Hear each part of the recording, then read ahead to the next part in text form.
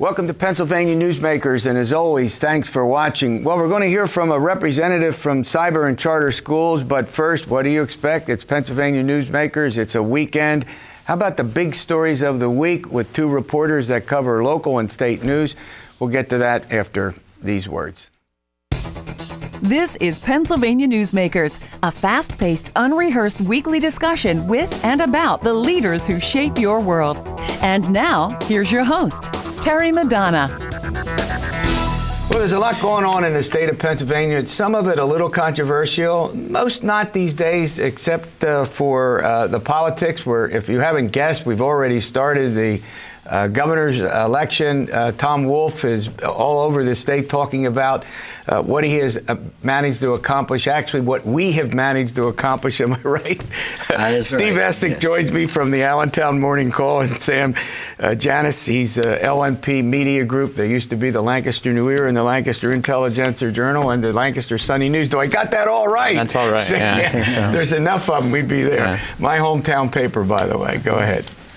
Well, this week the House and the Senate started their budget hearings for the governor's $32.3 billion spending plan for next fiscal year. So far those hearings have gone off rather politely, and that's a good sign, hopefully, that all sides can reach an agreement, by the traditional June 30th deadline. The governor really doesn't have very much controversial stuff in there. However, you're starting to hear some pushback, some of the questions going on about his proposal to raise the minimum wage to $12 an hour, up from $7.25 that it is now. To $12, an hour. Sam, that's going to be pretty controversial, I would think, and you're going to see a good bit of partisan division, would you think, with Democrats for it? Is that what your sense is? Yeah, I think immediately after the budget address, we saw a lot of Republicans come out and say none of the states around Pennsylvania have risen it that high. It's actually, it would be the highest in the nation at $12 an hour. Yeah. And I think the highest around Pennsylvania is about 9 and change. Yeah. So, there's been some stories this week about there could be a compromise in the works. Yeah, I was going to say, doesn't that lead, if typically with this sort of a proposal, you wouldn't go to 12, you go from 7.25 to maybe 9.25, right? Go ahead. That's true. And the governor the other day also had a Facebook Live chat on his budget. And again, during that Facebook Live chat, he reiterated his willingness to sign a pension reform bill, something that the Senate has kicked around, the House have kicked around, where you have like a two-tiered system where you get a traditional taxpayer-backed guaranteed portion of your pension, and another one is like a 401k. So if there is horse trading that goes on this time around, that could be part of the solution. Yeah, the governor's made it clear that he's willing to have a hybrid system, as it's sometimes called, up to a certain amount, whatever they decide. It could be $50,000. You'd be in the defined benefit program, and then above that you'd be in a defined contribution plan, the private sector model. But there's this big debate about whether that does anything. Now we hear the pension debt from the two big pension system, and I'm glad we're all seated here, is $74 billion. Mm-hmm. Yeah, and you're right. The Democrats have come out right after this, and especially because the Republicans right away said this is the one thing that was missing in the governor's budget address.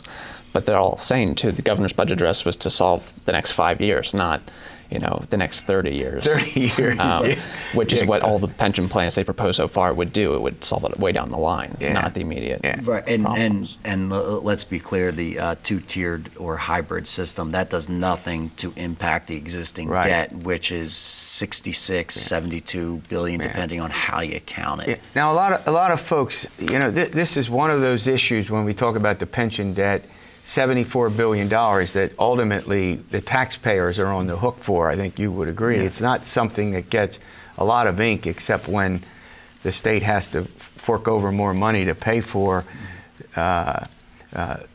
its share just to make the debt even. In other words, so it doesn't continue to grow, which the state is going to do. All right, I want to turn to another subject. I'll start with you on this. Both of you have been covering this debate, and it now is a debate between those municipalities that don't provide police coverage on their own, they get it from the state police, and those that do. That's now getting to be pretty hot and heavy, isn't it? I think this was something that nobody really expected to come out of the governor's budget, but it has. And I've spoken to a lot of township supervisors in the last week, both who are in the rural townships that would have to pay this $25 per person fee. Just because they use state police coverage, they don't have local police departments. And I've also talked to the other side, those that do have local police departments. And, there's obvious pushback from those that would have to pay this $25 fee. It would add hundreds of thousands to maybe over $1 million of their own budget that they'd have to pass on to their taxpayers. And what they're saying is they would want to see increased services if they have to pay this fee from the state police, and it doesn't seem like that's going to be coming. We're going to run to a break. When we come back, I'm going to continue on this. Just some perspective on it. About half of the municipalities do not have their own police forces. They get their police from the state. On the other hand, their police services. On the other hand, 67% of the 2,500 or so municipalities, guess what, get some or all of their coverage. So it's a pretty big deal, and we'll get to that after these words. This broadcast of Pennsylvania Newsmakers is presented by the Pennsylvania Chamber of Business and Industry, the statewide voice of business, and by the Pennsylvania State Education Association and Partners for Public Education, bringing the power of a great education to our schools, our students, and our communities.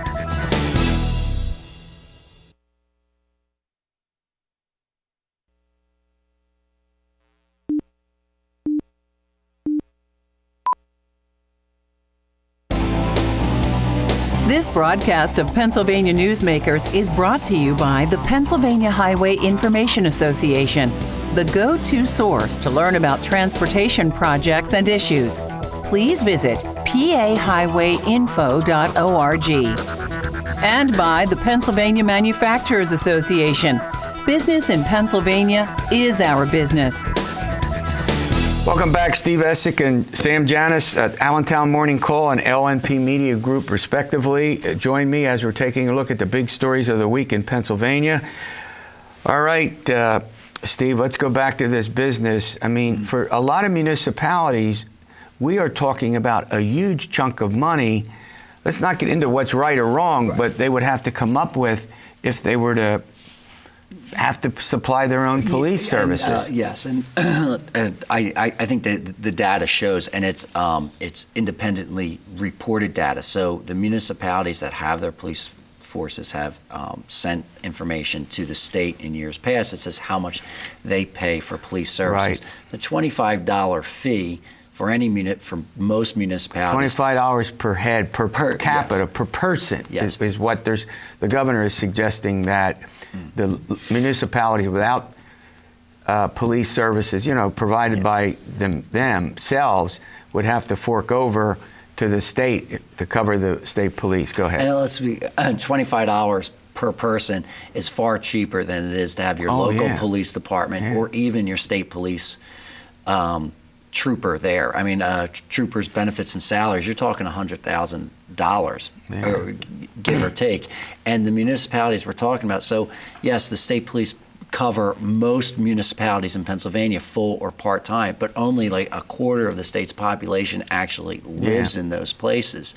Yeah, so but 3/4 of the geography is probably exactly involved. Yeah. It is a huge chunk of land, but the people really aren't there. So it becomes a thing of fairness. And other governors, going back to at least Tom Ridge, have talked about this. And I think Tom Wolf's thing for $25 is much lower than what anybody else has asked for. And there's also the issue of your transportation money, your fuel taxes when you fill up at the pump.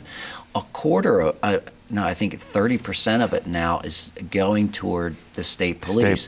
So it's supposed to be going into roads and bridges. Right. This is getting pretty bitter. I won't say bitter. How would you describe it? I think it's going to be fought on the local level, and it's going to be interesting to see how this plays out in the House, especially. I've spoken to some some State House House members, members, yeah. on both sides, because a lot of their districts have both of these kinds of municipalities in them. And, they may have most of their municipalities that pay for the local police and a couple that don't. So there's going to be some, and none of them that I've talked to so far have completely ruled this out. They said they were going to look into this. Yeah, and so $25 might be low enough to... It's still a possibility, is what you're going to say. Yeah, and let's be clear, too. There's Republicans who also support this. So you're not just talking about urban Democrats, from cities that have their municipal police forces. There's Republicans in rural parts of Pennsylvania that are looking at this thing, too, and at a tight budget time, and it's always a tight budget time in Pennsylvania when you're talking about, So the big question is, to put a wrap on this, and then I want to go to another interesting consideration that came up in the budget hearings. Bottom line here, is this like this? If they do it, they're going to likely do it as part of the budget process. Is that correct? Is that what the consideration is? I think so. In the governor's budget proposal, right? It would provide like maybe $63 million with the $25 fee that the governor proposed. So, but it would have to be legislatively, passed and approved. So. Yeah, and that's still in doubt, would you say? Well, no plan has been proposed so far. Okay. Introduced. Okay. Well, here we go. I'll let you both weigh in on this.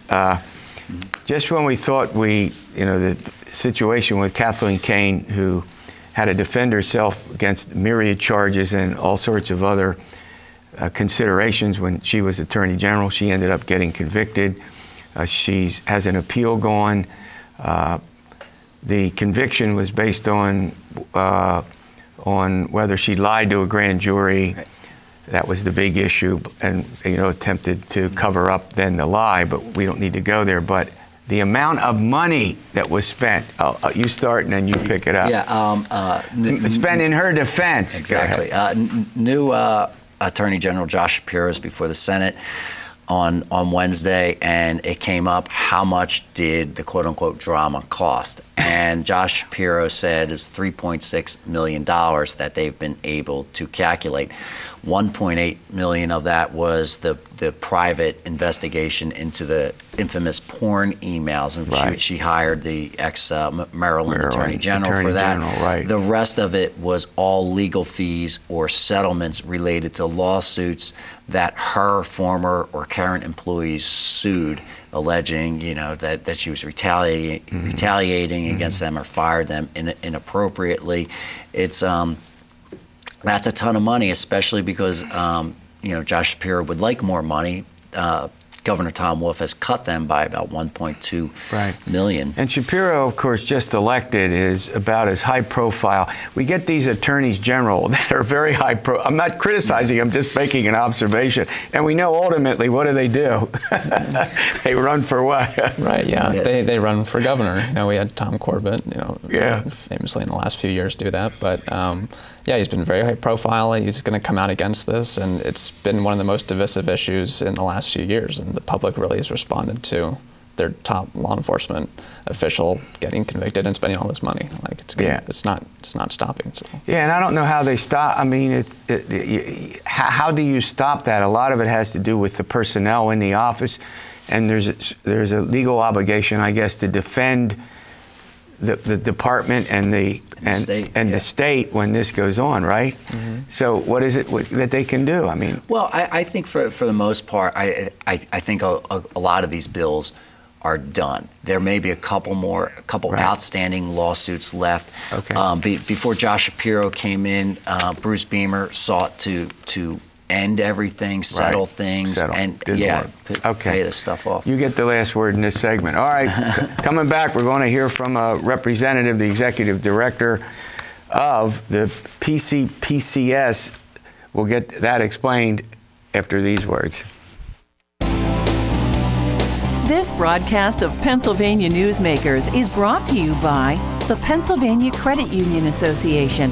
Pennsylvania Credit Unions, where people are worth more than money. To find a credit union that is right for you, check out ibelong.org. And by the Energy Association of Pennsylvania, Pennsylvania's energy information source.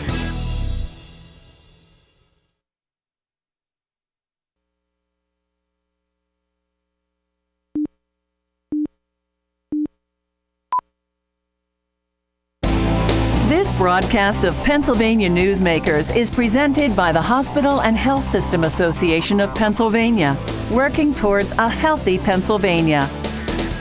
Well, as I've been saying for some time now, we're going to get a variety of points of view on a lot of issues that are before the state. Bob Fayfich joins me. He's the executive director of the Pennsylvania Coalition of Public School Charters. That was that acronym I gave you before the break.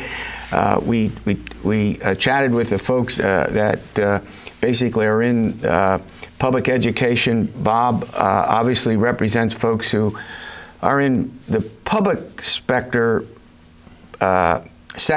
but also deal primarily with charter schools and cyber schools. Do I got that about right? Correct. All right, let's talk a little bit about, well, tell our folks, what's a public charter? Let's start with the basics. What's a public charter school?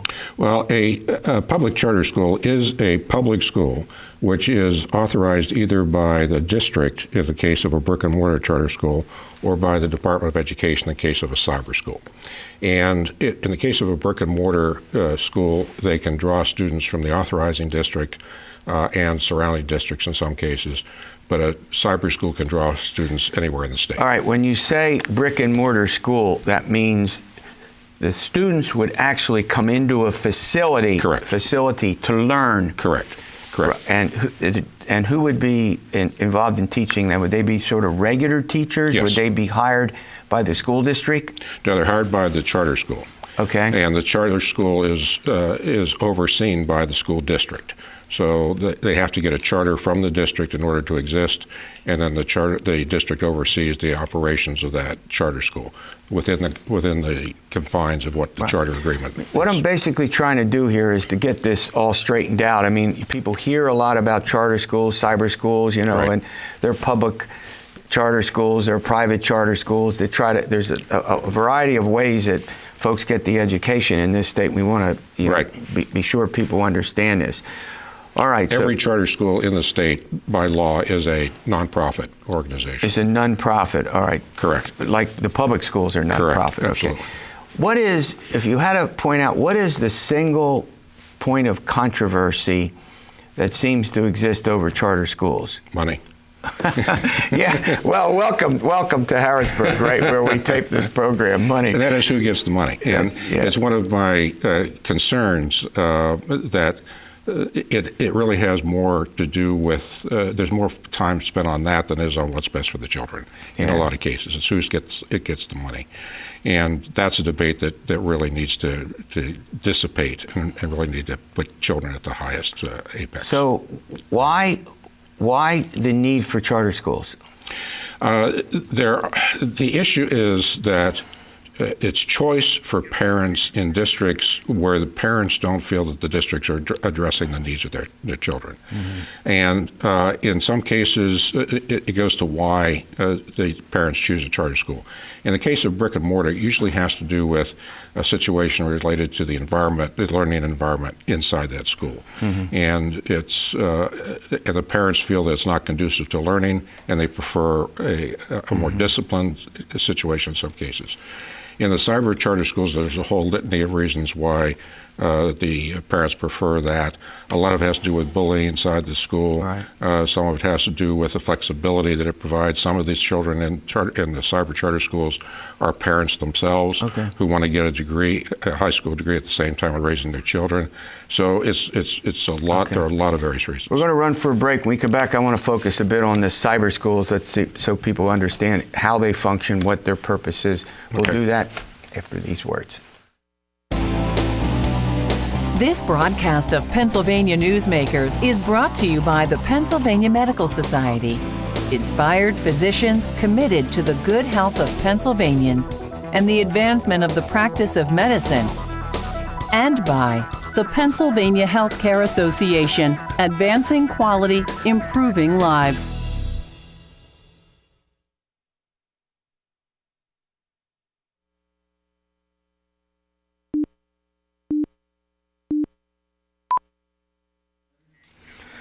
Welcome back. I'm talking with Bob Fayfich. He's the executive director of the Pennsylvania Coalition of Public Charter Schools. We're in this discussion. We're dealing with a whole variety of points of view. We heard from the representatives of of the public schools, traditional public schools. Now we're going to branch out and do a variety of things. All right, talk to me about what's a cyber school.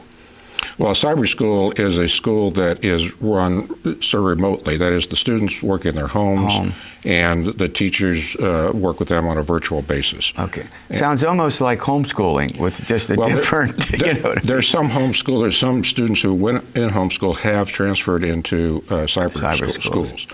So there are some similarities. It's not exactly the same. Okay. One of the points you make has to do with the growth of brick and mortar as well as cyber charters. Go ahead.